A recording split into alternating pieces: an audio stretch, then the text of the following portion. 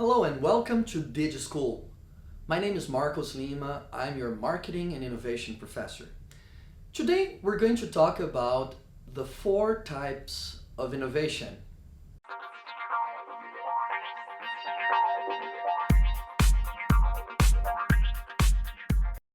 If you look at these 4 types of innovation here, we can see that we can innovate in what we do, and that's what we call the product or service innovation, right? We can innovate in how we innovate, and that's process innovation. Now, there's another type of how, which is how we make money. Sometimes that's called a paradigm innovation, but it's most often called the business model innovation. It's different ways of making money using similar resources, recombining the same resources. We shall see specific examples. Finally, there's what we call the position innovation, which uses a little bit of all of those to reposition an idea and to change the way people think of a product or service. This is a precious tool for reminding you of the 4 types of innovation. It's called the Innovation Wheel by Tid et Besson. It's a classic tool as a checklist for reminding you that whenever there's an innovation in a product or a service, it will often require a process to be changed, a slight adaptation in the positioning of a product or the business model. In fact, you can see that these 4 types of innovation are interconnected. Let's see a few examples.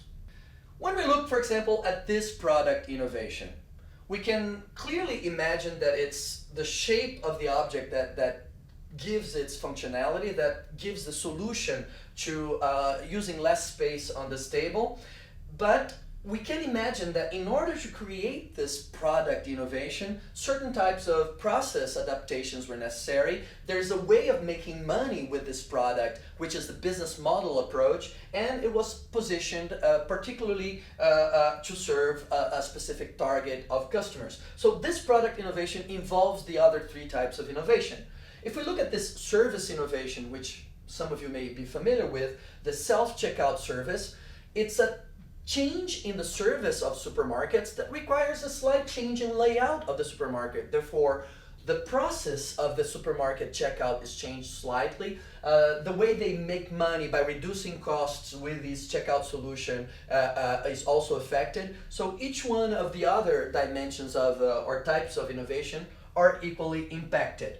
The same goes for process or business model innovation. Whenever you change one of these aspects of the innovation, the others will be affected. We can see here an Indian adaptation of an age-old method for cultivating the land, and the business model of Ryanair is very well known as a low-cost airline that requires different processes, different services, and a repositioning of what air travel is like. In short, we can see that whenever we change one of those positionings, or one of those elements of the innovation, the positioning will be affected, the process will be affected, the service will be affected. Look at the Häagen-Dazs example of positioning innovation. Once upon a time, ice creams were for children only.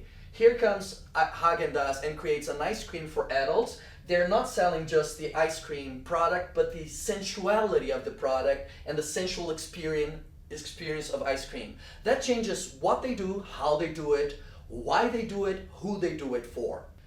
So briefly, we can say that the 4 types of innovation are necessary to understand innovation as a whole. I hope you'll never look at each one of the parts separately. They're all integrated.